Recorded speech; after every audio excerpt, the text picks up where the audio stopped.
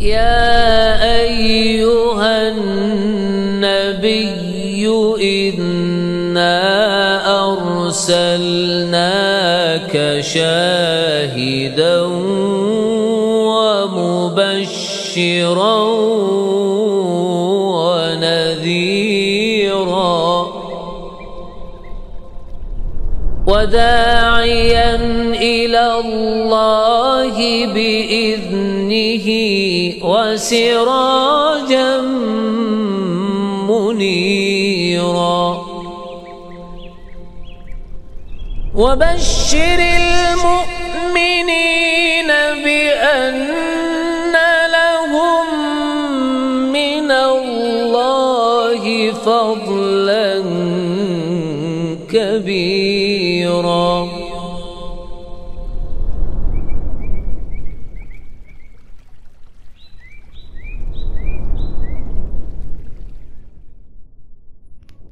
Assalamualaikum warahmatullahi wabarakatuh. Innal hamdalillah nahmaduhu wa nasta'inuhu wa nastaghfiruh wa na'udzu billahi min shururi anfusina wa sayyiati a'malina may yahdihillahu fala mudilla lahu wa may yudlil fala hadiya lahu. Asyhadu an la ilaha illallah wahdahu la syarika lahu wa asyhadu anna Muhammadan 'abduhu wa rasuluhu la nabiyya ba'dahu. Allahumma 'allimna ma yanfa'una wanfa'na bima 'allamtana innaka antal alimul hakim. Allahumma inna nas'aluka 'ilman nafi'a wa rizqan thayyiba wa 'amalan mutaqabbala. Para ikhwah sekalian rahimani wa rahimakumullah, insyaallah kita akan melanjutkan kajian kitab Mukhtasar Sahih Muslim karya Al-Hafidh Al-Mundhiri rahimahullah. Pada kali ini kita di hadis ke 30 dari kitab tersebut,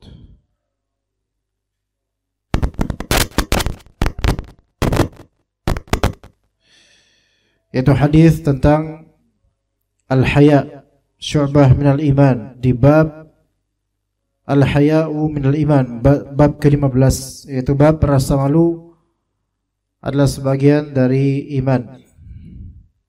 Hadis yang sangat masyhur sekali dan memiliki banyak dari faedah berkaitan dengan akidah yaitu iman, dan juga berkaitan dengan akhlak yaitu al-haya. Dan al-haya sebagaimana sifat-sifat qalbu lainnya, al-haya, rasa malu itu berada di qalbu secara maknawi. Berada di qalbu secara maknawi. Adapun apa yang tampak dari perbuatan atau dari rona muka atau dari gerakan yang disebut malu, maka hakikatnya itu bukan zat malunya, namun itu adalah efek dari rasa malu. Efek dari malu. Karena malu itu ada di kalbu secara makna, bukan di kalbu jantung yang berdenyut ini, bukan, tapi secara gaib, makna di ruh kita. Adapun rauna muka yang berubah, gerakan-gerakan salah tingkah, atau bahkan sampai merinding misalnya, dan semisal, ini semua bukan malu, melainkan efek dari malu. Karena ini semua bukan perbuatan malu, bukan perbuatan malu. Jadi al-haya yang dimaksud di sini adalah amalan qalbu.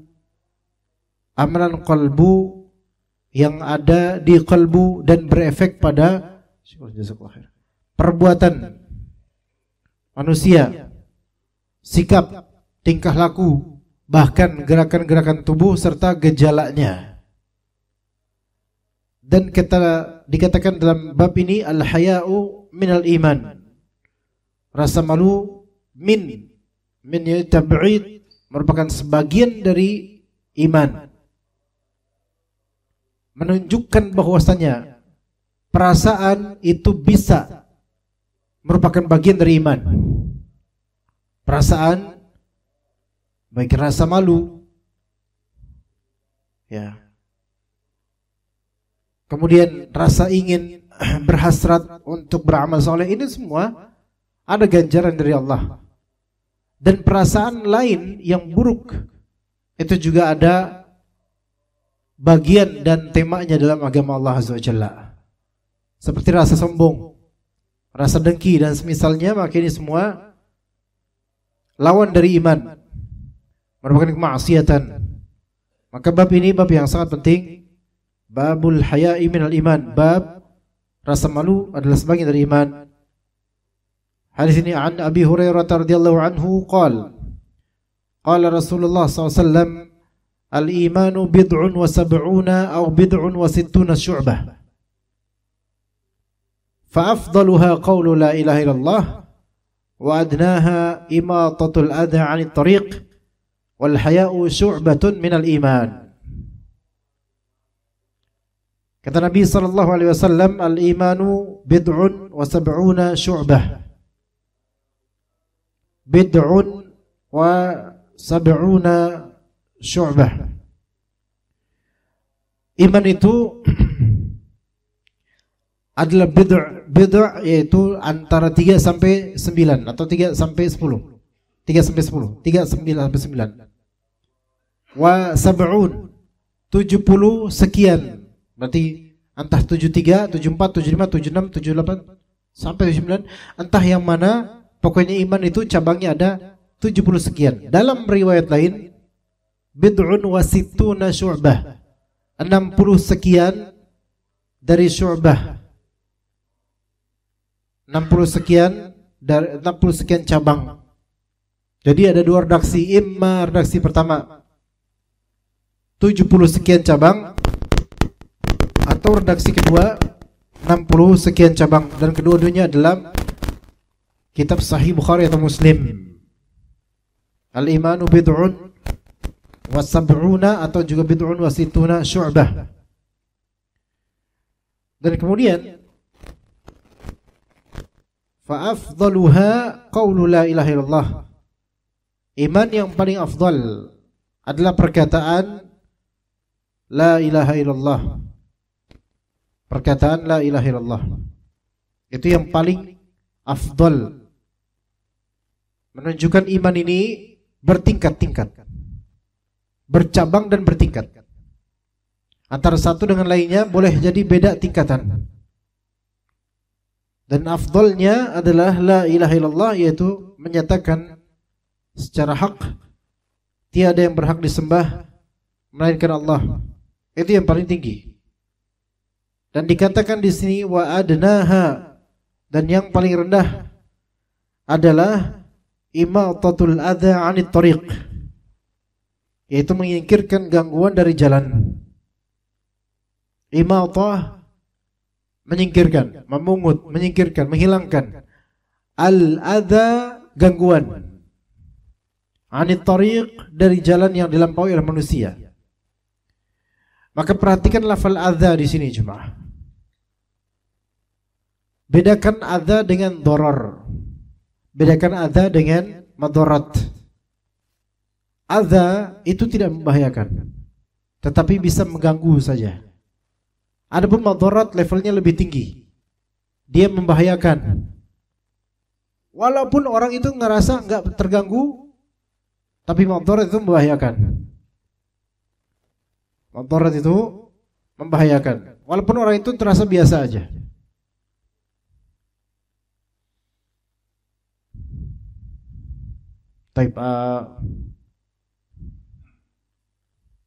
Allah Subhanahu wa ta'ala berfirman, yu'dhini ibnu Adam, dia sebut dahr, wa ana dahr.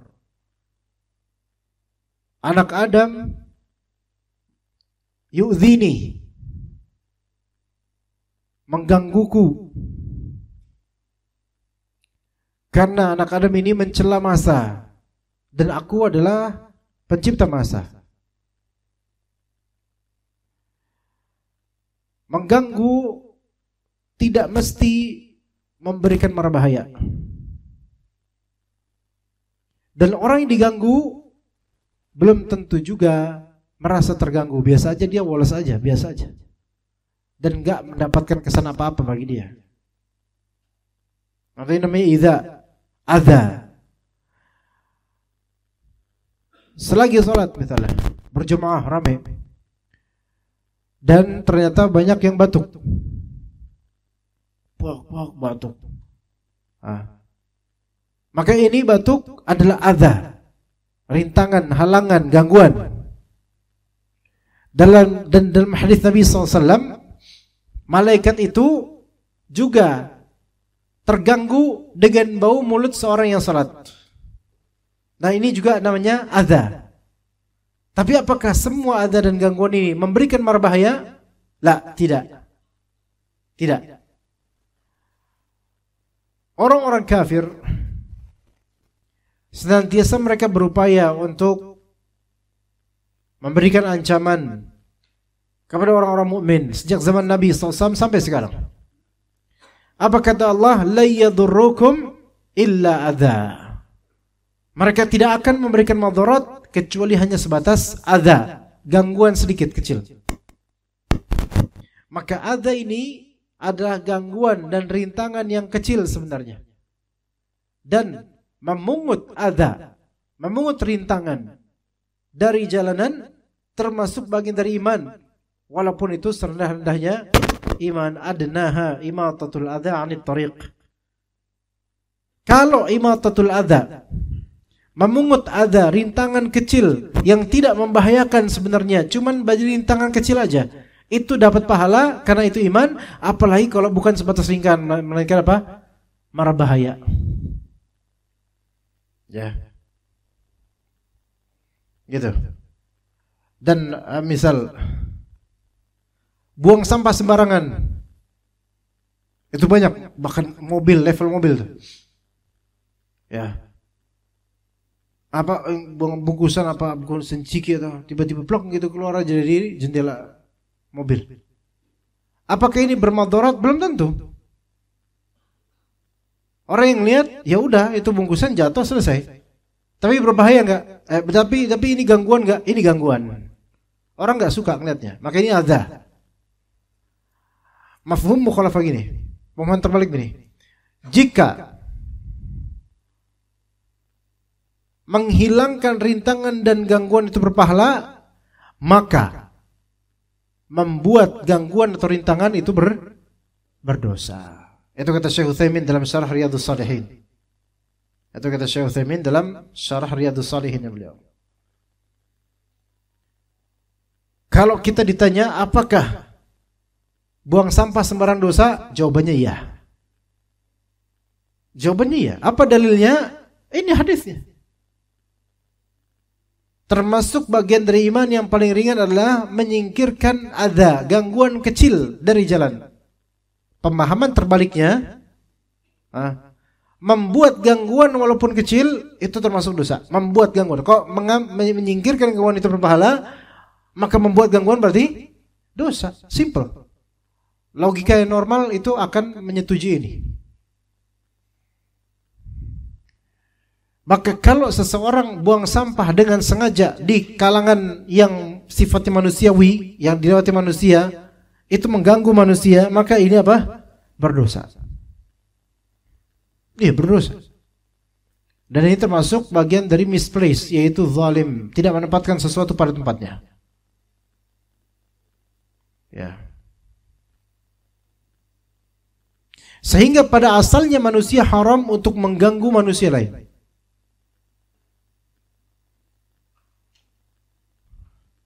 Maka prank yang dilakukan oleh banyak dari konten kreator itu berdosa rata-rata. Rata-rata. Karena orang tidak ingin mendapatkan adza, yaitu rintangan, halangan, gangguan, gak mau diganggu orang. Namun kemudian ini kenal enggak, sohib bukan, kenal, tiba-tiba ganggu. Ya, maka ini termasuk pelanggaran terhadap hadis ini. Ini bukan bagian dari iman. Melainkan ini bertentangan dengan seringan-ringannya iman, yaitu menyingkirkan gangguan dari jalan. Maka cabangnya banyak nanti. Baik, polisi tidur, adza, gangguan bagi pengendara kendaraan. Gangguan. Jika gangguan ini tujuannya maslahatnya lebih besar daripada madarat dan disepakati oleh orang lingkungan, maka fadhal. Ya. Tangan kanan minumnya, Dek. Tangan kanan minumnya.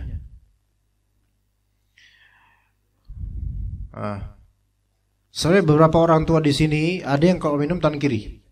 Cuman karena sudah tua, anak gak negur. Ya. Namun ini anak kecil yang anak tegur karena masih kecil. Sehingga yang tua harusnya lebih tahu malu. Nah, meringankan, menyingkirkan misalnya tadi polisi tidur. Kalau misalnya tanpa persetujuan dari warga atau dari RT dan membuat polisi tidur pribadi, maka ini membuat adza. Membuat adza, karena ini jalan publik bukan jalan pribadi dia. Kecuali kalau ini jalan milik pribadi dia.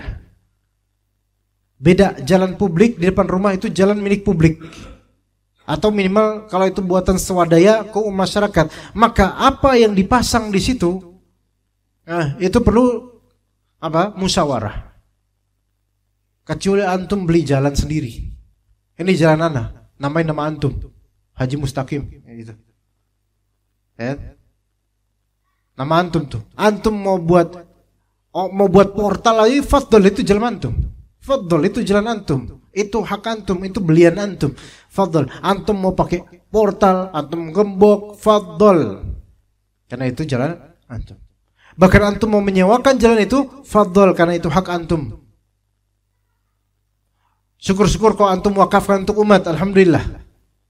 Kalau ini sudah diwakafkan untuk umat, maka kembali ke Pak RT nanti. Petugas lingkungan, Pak RT atau petugas lingkungan. Gitu, perizinan untuk portal dan juga polisi tidur. Mungkin zaman Nabi memang enggak ada polisi tidur, jemaah. Tapi portal, polisi tidur semua itu ada rintangan, gangguan, tidak bermadarat tetapi mengganggu.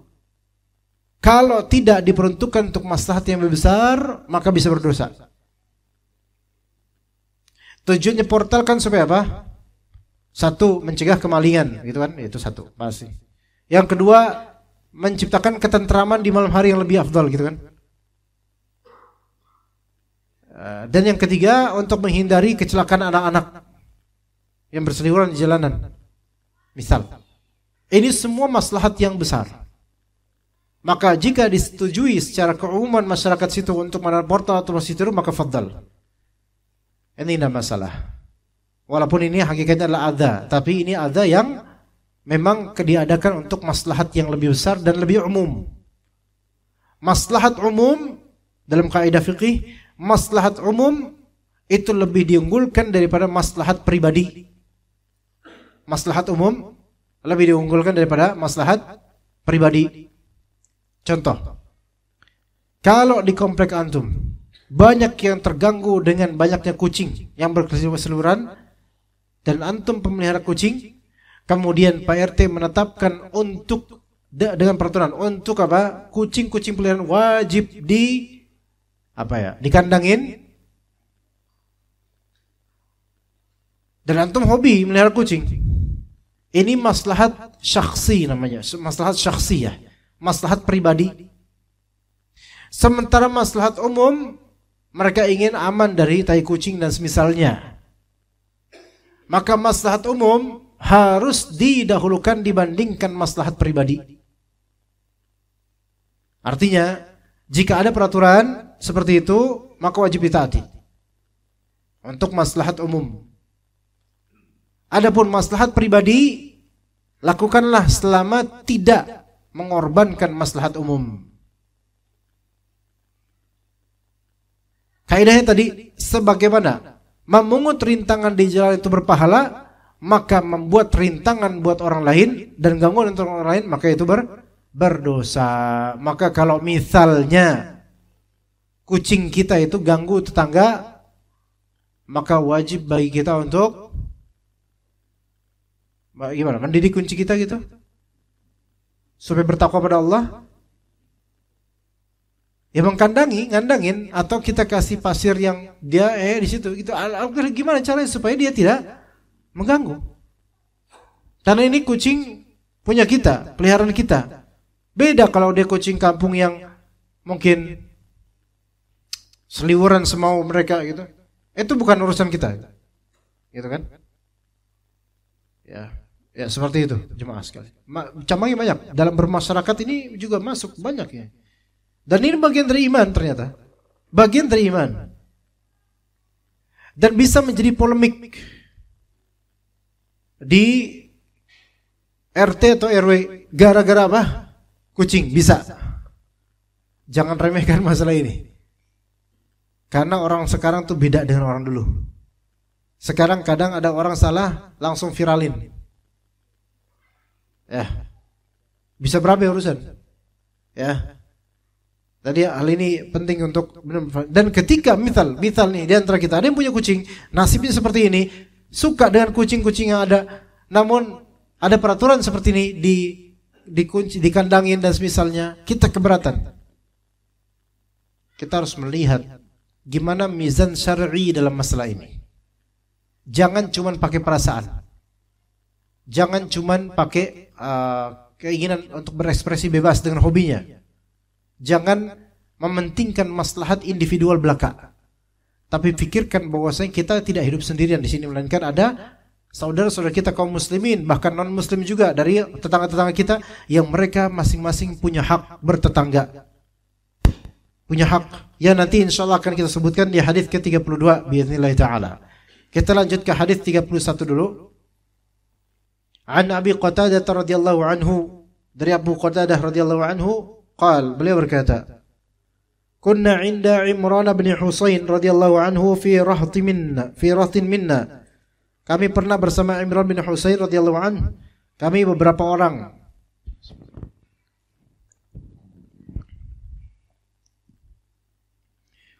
Wa fina Bushayr bin Ka'ab. Dan di antaranya adalah ada Bushayr bin Ka'ab. Fahaddatsana Imran yawma idz. Lalu Imran bercerita kepada kami, beliau berkata, qala Rasulullah SAW, Rasulullah SAW bersabda, al-haya'u khairun kulluh. Rasa malu itu baik seluruhnya. Atau berkata, al-haya'u kulluhu khair, sama. Rasa malu itu seluruhnya baik. Dibalik saja. Di sini dikatakan dalam footnote Al-Hafidh yaitu Ibnu Hajar Al-Asqalani rahimahullah berkata, jika makna hadis ini dimaknai secara umum akan membawa keambiguan, tidak jelas, karena bisa jadi menjadikan orang yang mempunyai rasa malu tidak melawan kemungkaran terhadap orang yang melakukannya dan membuatnya meninggalkan sebagian hak yang harus ditunaikan. Pahami baik-baik, kata Nabi SAW, rasa malu itu semuanya bagus. Tetapi kan kenyataan yang kita lihat, ada orang yang menerapkan rasa malunya tapi dalam konteks yang justru membuat kemungkaran itu tidak ada yang lawan. Karena sungkan, malu. Ada orang yang saking dia punya rasa malu sehingga dia tidak mau nagih hutang. Karena malu. Yang punya uang itu malah malu, bukan yang berhutang. Yang berhutang malah enggak tahu malu. Kebalik.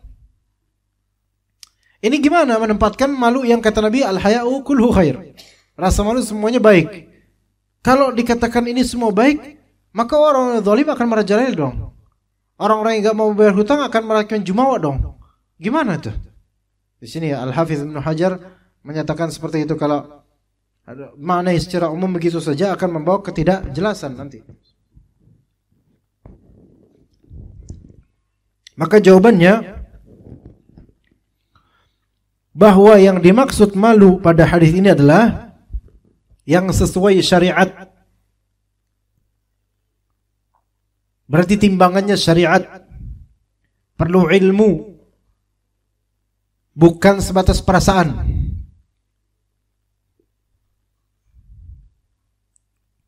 Dan rasa malu yang menimbulkan sikap meninggalkan hak yang harus ditunaikan, itu bukan rasa malu yang sesuai syariat. Ini banyak terjadi di kalangan kita orang Indonesia. Kita ngutangin orang,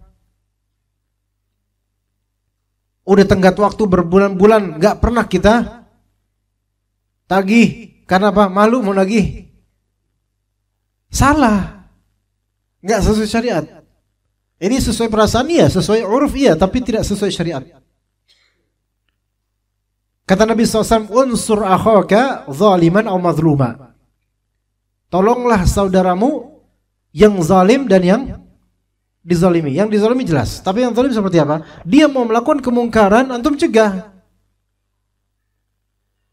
Menagih hutang itu suatu tindakan mencegah kemungkaran. Kata Nabi SAW, matalul ghaniyyi zulmun. Ngaretnya orang yang berkecukupan untuk berhutang itu kezaliman. Jadi ada orang-orang zalim berhutang tapi zalim. Ngaret padahal dia mampu untuk bayar. Nah, orang yang berhutang dan yang memberi hutang, kedua-duanya wajib bertakwa pada Allah. Yang berhutang, yaitu yang minjem, bertakwanya adalah lakukan sesuai janjinya. Jika tidak, minta maaf atau uzur. Itu takwanya dia tuh. Dan ketika sudah ada dan waktunya sudah bayar hutang, wajib bayar hutang. Bukan malah kemudian selama itu emang sudah disepakati tenggat waktunya. Bukan malah justru jalan-jalan ngabisin duit.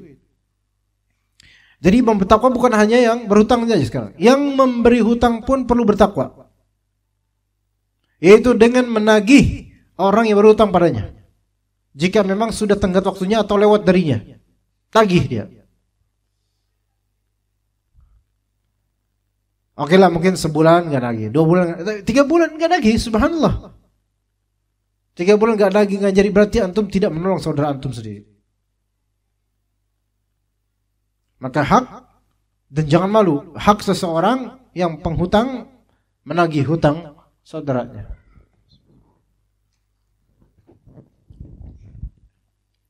Ya. Jadi kalau rasa malu tidak sesuai syariat, itu pertanda kelemahan dan lesu. Sesungguhnya dinamakan rasa malu itu karena kesesuaiannya dengan rasa malu yang sesuai syariat, yaitu rasa malu yang muncul dari meninggalkan perbuatan jelek. Maka berkata Busayr bin Ka'ab, "Inna lanajidu fi ba'dil kutubi awil hikmati anna minhu sakinatan wa waqaran lillahi ta'ala wa minhu du'fun." Sesungguhnya kami, yaitu kata Busayr, kami mendapati pada beberapa kitab dan hikmah atau hikmah, beberapa kitab atau hikmah, yaitu hikam, yaitu kalimat mutiara gitu. Bahwasanya dari rasa malulah ketenangan dan kewibawaan, dan dari rasa malulah ada kelemahan.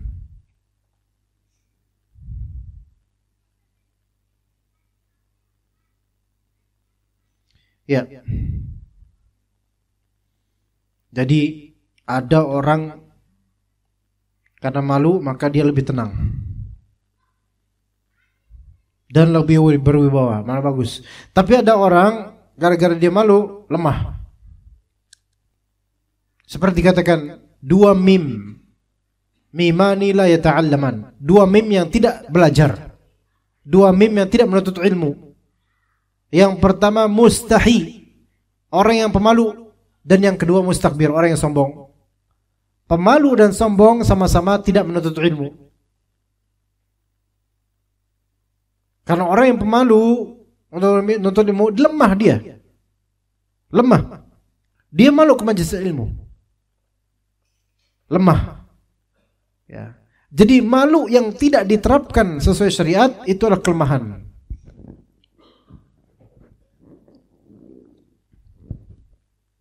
Dan malu yang diterapkan sesuai syariat itu adalah ketenangan dan kewibawaan, waqar. Namun kemudian dikatakan, faghadiba Imran hatta ihmarrata ainah. Maka Imran merah matanya dan berkata, ala arani uhaddithuka an Rasulillah SAW wa tu'aridu fihi.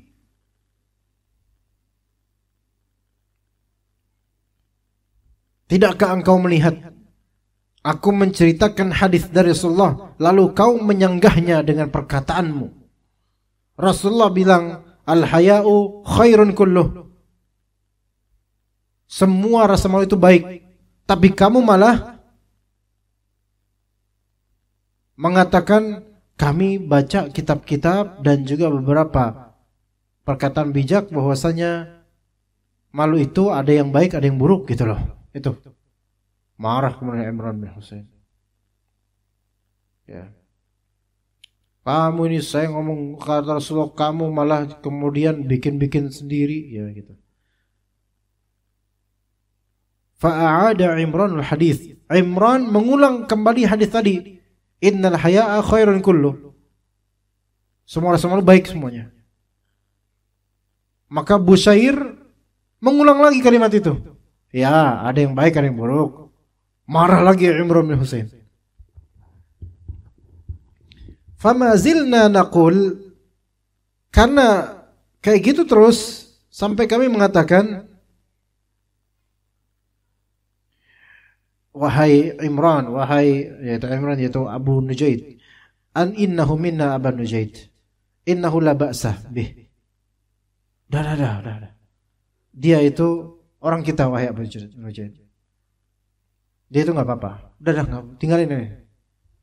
Jadi Imran bin Husain kayak terpancing untuk ngomel-ngomel terus. Karena apa? Karena tandemnya ini, yakni Busyair bin Ka'ab, dikasih tahu hadis, tapi dirinci lagi sama Busyair, seolah-olah Busyair ini menentang hadis tersebut, maka marahlah Imran. Jadi begitu. Itu salaf seperti itu biasa. Ketika ada orang disabdakan padanya hadis Nabi SAW, kemudian orang itu berceloteh sesuatu. Ini di kalangan salaf ini sangat buruk hal seperti ini.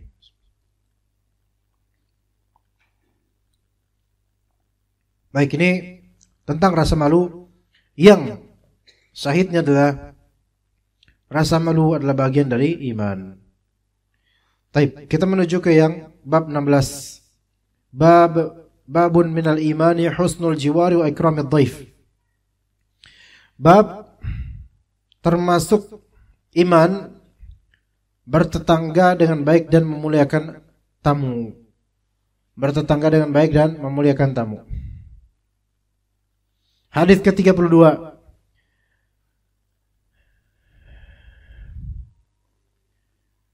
Dikatakan oleh Al-Hafidz Al-Mundhiri an Abi Shuraih Al-Khuzai radhiyallahu anhu, anna an-nabiy sallallahu alaihi wasallam qala, Nabi SAW bersabda, man kana yu'minu billahi wal yawmil akhir falyuhsin ila jarih.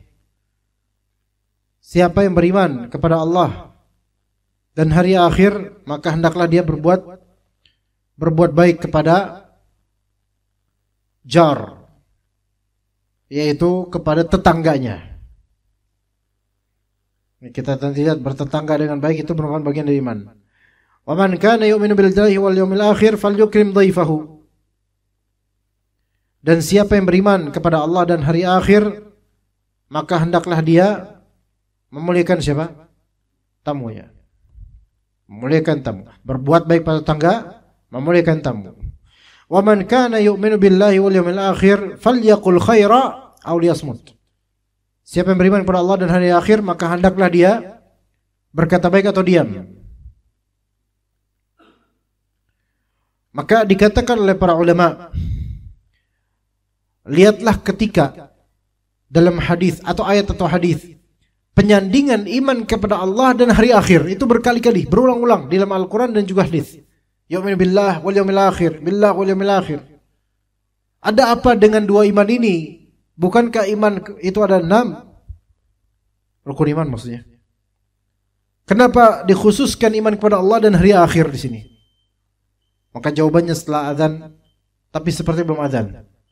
2 menit lagi, Pak. Ya. Berarti kita jawab sekarang. Lalu apa jawabannya?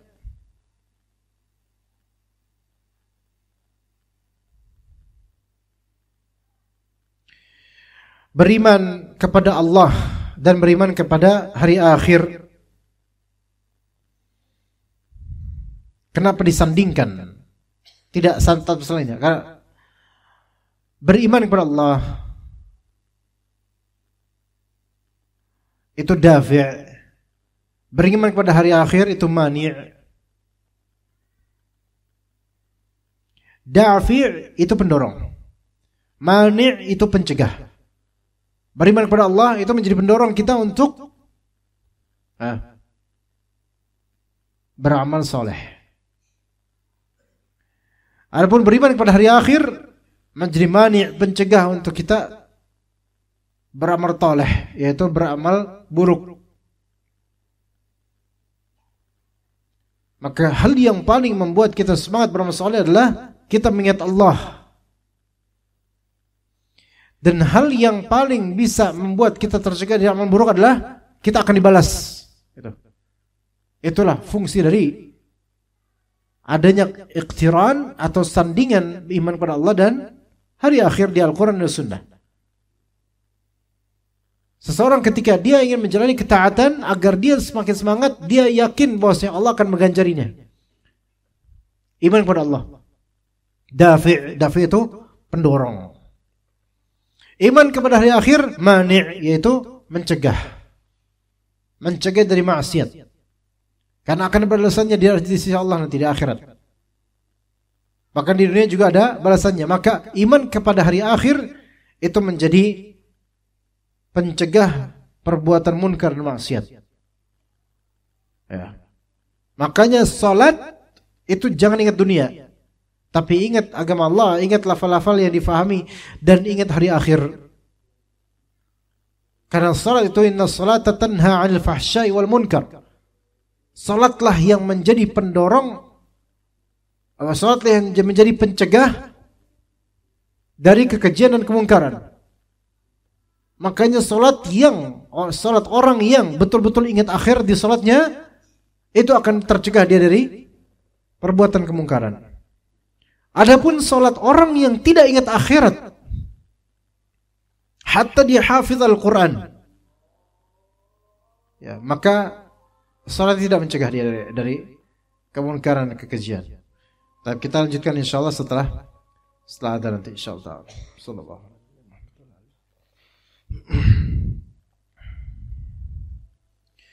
Taib, tadi kata Nabi sallallahu alaihi wasallam, man kana yu'minu billahi wal yawmil akhir falyuhsin ila jarihi. Barang siapa yang beriman kepada Allah dan hari akhir, maka hendaklah dia berbuat baik kepada tetangganya. Bertetangga dengan baik menunjukkan iman, termasuk bagian dari keimanan kepada Allah dan juga hari akhir. Berarti ada ladang pahala di situ jika berbuat ihsan. Namun jika berbuat isaah, yaitu berbuat buruk kepada tetangga, mengganggu dengan adza, ya tadi adza yaitu rintangan, gangguan, maka ini efeknya adalah dosa di hari akhir, balasan di hari akhir, tuntutan di hari akhir. Maka berbuat ihsan kepada tetangga itu jangan hanya difahami sekadar ngasih kue.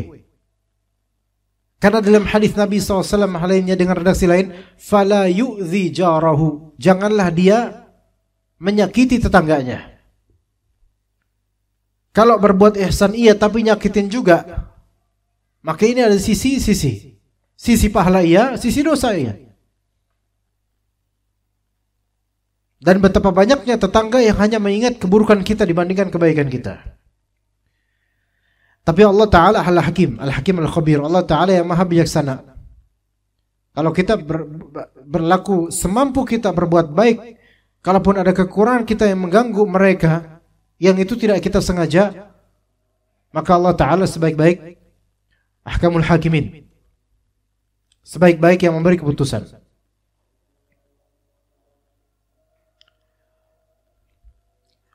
Dan idza mengganggu tetangga ini kadangkala dilakukan oleh orang-orang yang mempopulerkan agama Allah Azza wa Jalla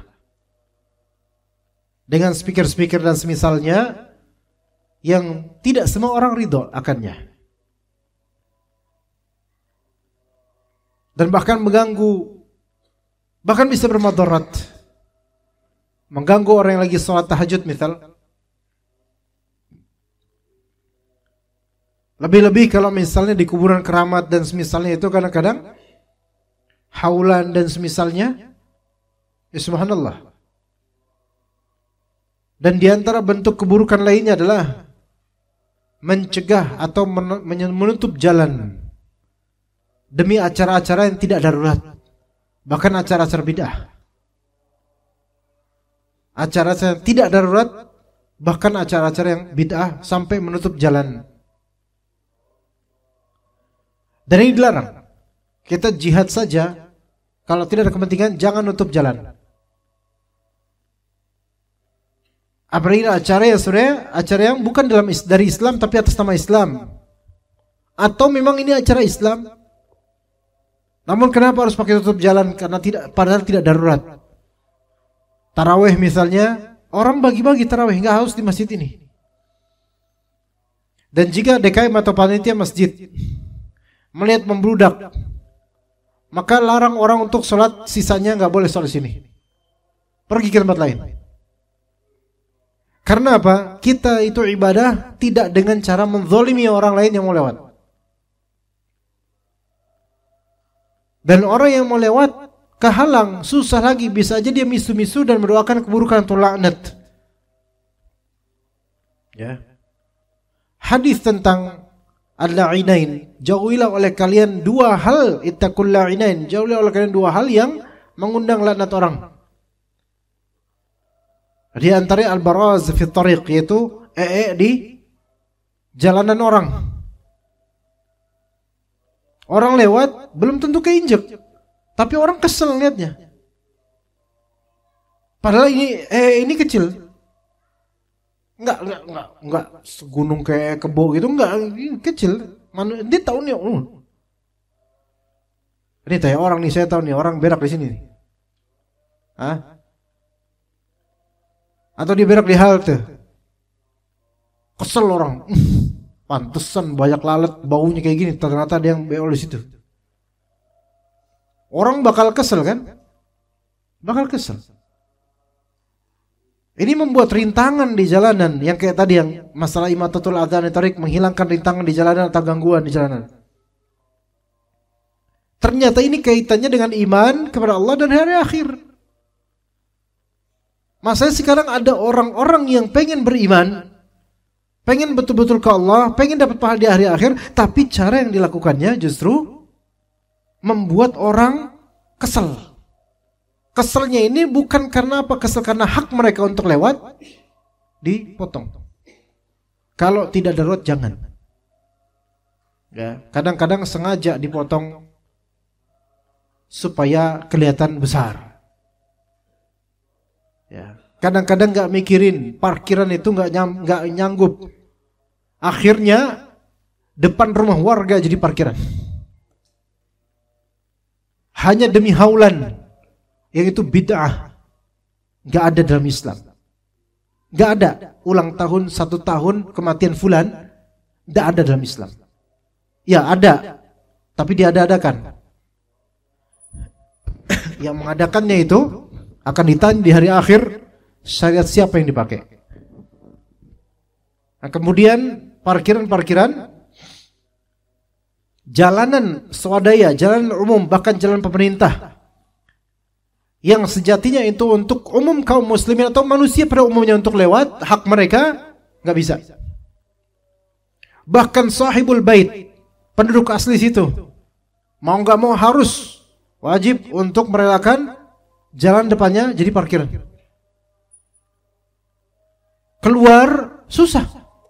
Memang udah diberitahu sejak lawas sepekan lalu nanti bakal jadi parkiran semua, tapi belum tentu semua warga itu ridho. Yang ridho Pak RT karena Pak RT dapat masukan. Warganya belum tentu ridho. Ini zalim. Udah gitu atas nama agama Islam, padahal nggak ada ini dalam agama Islam. Kadang istighatsah kubra di lapangan tertentu. Parkiran nggak cukup. Kita ini kalau mau mengadakan event, itu harus memikirkan parkiran. Karena zaman sekarang zaman parkiran. Ya. Di mana Indomaret, di situ ada tukang parkir. Bahkan tukang parkir lebih banyak daripada Indomaret itu sendiri. Artinya sekarang kendaraan banyak, orang butuh parkir. Subhanallah, harus dipikirkan. Ana ngisi kajian di Masjid Nurul Islam, Masjid Hijau kalau antum tahu. Ana rutin di situ sejak 2016. Beberapa bulan atau setahun menjelang pandemi atau tahun 2019, Ustadz Yazid rahimahullah, beliau yang tadi vakum dari Masjid Imam Ahmad bin Hanbal, yang semoga Allah Ta'ala kembalikan seperti sedia kala atau lebih dari semula, itu akhirnya beralih ke Masjid Hijau. Alhamdulillah. Itu membludak, ikhwan. Dipelajari oleh kita, maksudnya oleh ikhwan-ikhwan sini, oleh DKM dan sebagainya. Parkiran itu sampai berapa? 3 lahan.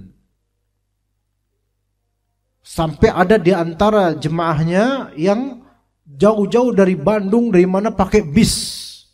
Ini di pertemuan perdana, karena euforia setelah lama Ustaz Yazid rahimahullah nggak bisa isi kajian, akhirnya dialihkan di situ. Itu mengobati kerinduan banyak dari kaum muslimin, dari jemaah. Ya. Maka seiring berjalan waktu udah parkiran. Qadarullah kemudian Covid pandemi. 2020 April ya. Maret, April, Mei gitu tahun-tahun itu 2020 ya. Kerasa kayak udah, padahal udah lama itu Pak ya, kayak lewat gitu aja, subhanallah. Akhirnya lanjut mulai perlahan-lahan gitu kan.